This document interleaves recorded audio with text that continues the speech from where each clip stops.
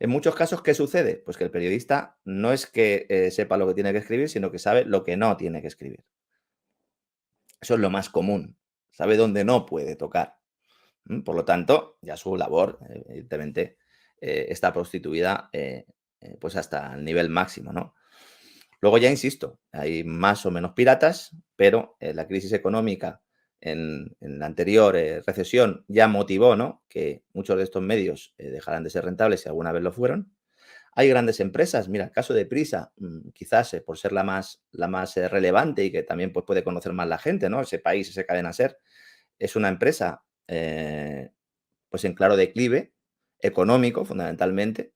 Ha perdido el valor de sus acciones, ha perdido cerca de un 90 y pico por ciento, ¿no? Desde los máximos que tenía. Tiene una deuda que siempre está refinanciando y era una deuda que se refinanciaba porque la vicepresidenta económica, Soraya Sáenz de Santa María, llamaba a los anunciantes para que le metieran dinero a ese grupo que hoy en día es propiedad del Banco Santander, de Telefónica y de un fondo que se llama Amber Capital, que nadie tiene muy claro quién está ahí detrás.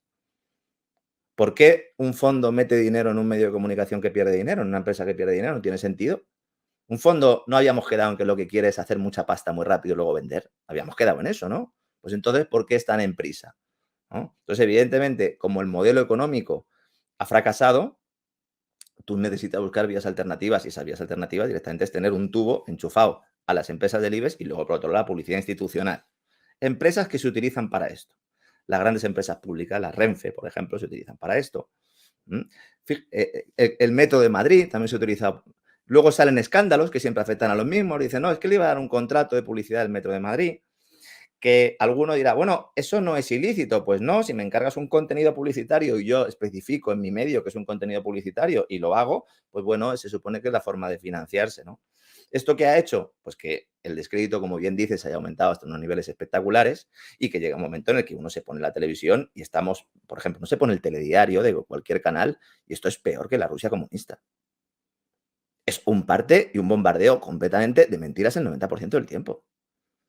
Es que es muy duro decir esto, ¿eh? Yo siempre me preguntan, ¿no? Cuando bajo la familia y tal, y dices, tú que eres periodista y tal. Yo hace mucho tiempo que dejé de ver los informativos. Es que es una manipulación tan burda. Nos quejamos de los rusos, que lo hacen, evidentemente, pero ¿y nosotros? Lo peor es que nosotros nos creemos libres, ¿eh? Cuidado, cuidado. Y la gente se está dando cuenta de eso. Tú mismo ponías hace yo creo un par de meses, en tu cuenta de Twitter, ponías las audiencias de los diarios. Las audiencias son exiguas, son exiguas. Canales de televisión, igual. El hecho de que estemos haciendo estos nuevos formatos, que a nosotros, pues al final, ¿de quién dependemos? Pues del que nos está viendo. De alguna manera sí también, porque tiene la plataforma donde lo emites, tiene una serie de contratos publicitarios, pero ya no le estoy diciendo a Jordi, toma dinero, ¿no? Hay podcasts que tienen mucho éxito en España, que están hablando de la actualidad económica y al acabar te empiezan a contar que es muy interesante, ¿no? La última hipoteca que ha sacado el Banco Santander. ¿Estás dando información? ¿Estabas dándola antes del anuncio? ¿O la estás dando ahora con el anuncio, no? Bueno, pues de todo eso la gente al final se va dando cuenta. El mayor problema que veo yo es que en una economía en la que cada día trabajamos más, estamos más tiempo en la oficina, en el curro, con la familia, pues tenemos poco tiempo para poder informarnos. Y ahora cada día pues es más fundamental ir cada uno a las fuentes, etcétera, etcétera, porque es un trabajo que tenían que hacer los periodistas, han dejado de hacerlo y por eso la desinformación es total, ¿no? Porque no hay filtro. ¿Y cómo ves el cambio tecnológico? Porque voy a explicarme, ¿eh? A mí me da la sensación, y no estoy exagerando, lo digo absolutamente en serio, que los medios de comunicación, muchos de ellos, hay algunos que no, que siguen teniendo peso, especialmente en la televisión, aunque menos, pero el resto, como muchas cadenas de radio, como muchos periódicos tradicionales, son el equivalente, el tener un trabajo allí o tener un puesto allí, como un puesto en un mercadillo urbano. Es como grabar un disco, cuando te ofrecen grabar un disco en Operación Triunfo, el premio grabar un disco 2003, 2005, has ganado Operación Triunfo, te vamos a dar un disco. Oye, ¿quién le importa un disco?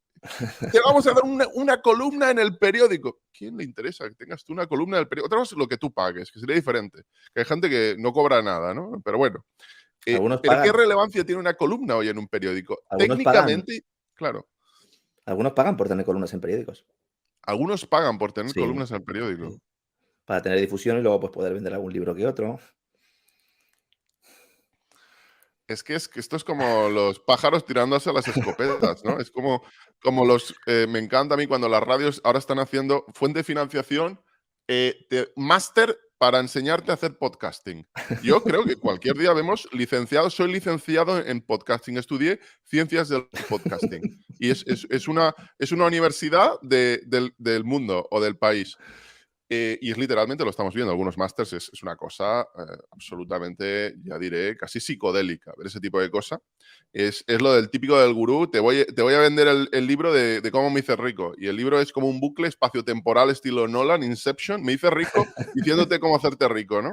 Hombre, yo siempre digo que si sabe uno cómo hacerse rico, ¿por qué escribe el libro, no? Sí, Claro. ¿no?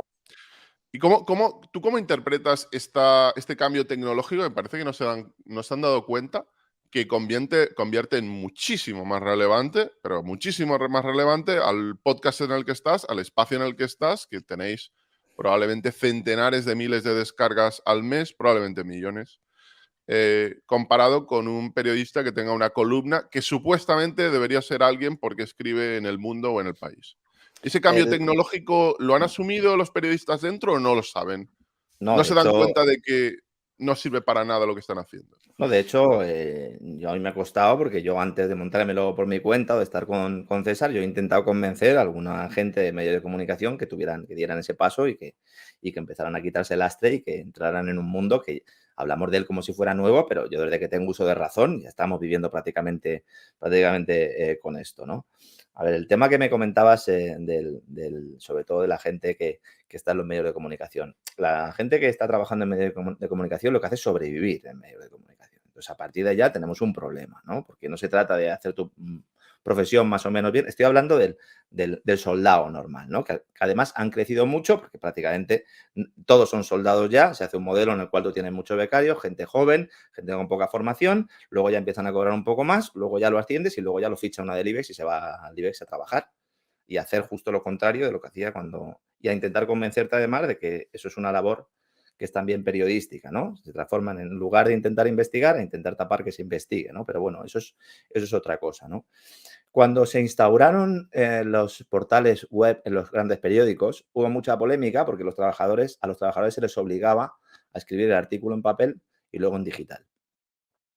Entonces, se publicaba en papel y luego posteriormente se publicaba en digital. La alta competencia, elevada competencia, sobre todo cuando salen los medios nativos, hace que primero se publique en digital y luego en papel, con lo cual el papel es aún más inútil, porque es que publicaste el mismo artículo ayer en digital y tengo acceso a él, ¿no? Evidentemente esto desde un punto de vista de negocio no es sostenible, por eso muchos crearon sus portales con suscriptores, etcétera, etcétera, porque se dieron cuenta de que esto no era sostenible. Cuando uno escribe una columna o paga por tener una columna o le ofrecen una columna en un gran periódico, no es para tener difusión, sino para que le lea la gente que lee el periódico. Que la gente que lee el periódico no es el común del mortal.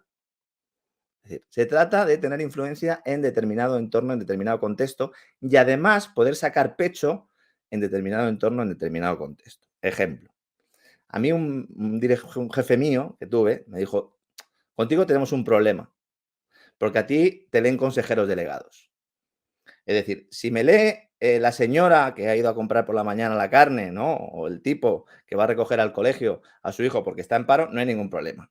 Ahora, si lo que estás contando lo lee un consejero delegado, entonces ya tenemos un problema. ¿Por qué? Porque con el consejero delegado, el director del periódico y las empresas que financian el periódico a lo mejor sí tienen un problema o tienen una relación distinta. Entonces, los medios de comunicación en ese sentido no trabajan como medios de comunicación, trabajan como agencias de publicidad, de comunicación, de relaciones institucionales para un determinado contexto. Yo soy una persona muy sencilla, soy una persona de barrio, soy una persona, pues eso, yo creo que se me nota, ¿no? En los programas, me ha gustado formarme y tal, pero yo intento hablar las cosas de forma sencilla, ¿no? Tú cuando le explicas todo esto a alguien lo entiende, pero tú cuando te vas y te sientas con uno de estos tipos, ellos viven en un mundo completamente distinto. Es un mundo de pasta, es un mundo de dinero, es un mundo de relaciones, es un mundo de mafia, y hay que decirlo. Ellos piensan que no es así. Y entonces Es un toman mundo de mafia el es un mundo de periodismo. mafia, sí, porque en un contexto en el que tú tienes una relación con alguien y se está basando en algún tipo de extorsión, porque lo que estamos comentando, o chantaje, tanto por parte del medio como por parte de la empresa, ¿eh? Porque la empresa te dice, oye, como publiques eso, no te meto más dinero el año que viene. ¿Mm? O te llaman para cambiar un titular en tiempo real cuando estás tú escribiendo tu artículo. En ¿Cómo tiempo sabe? real, es que En tiempo ha real. mirado por encima el vecino de la mesa. En tiempo real. Dices, ¿cómo sabe que yo había puesto ese titular para salir mañana? Pues te llaman. En algunos casos te llaman directamente a ti, en otros casos llaman al director de tu periódico, ¿no?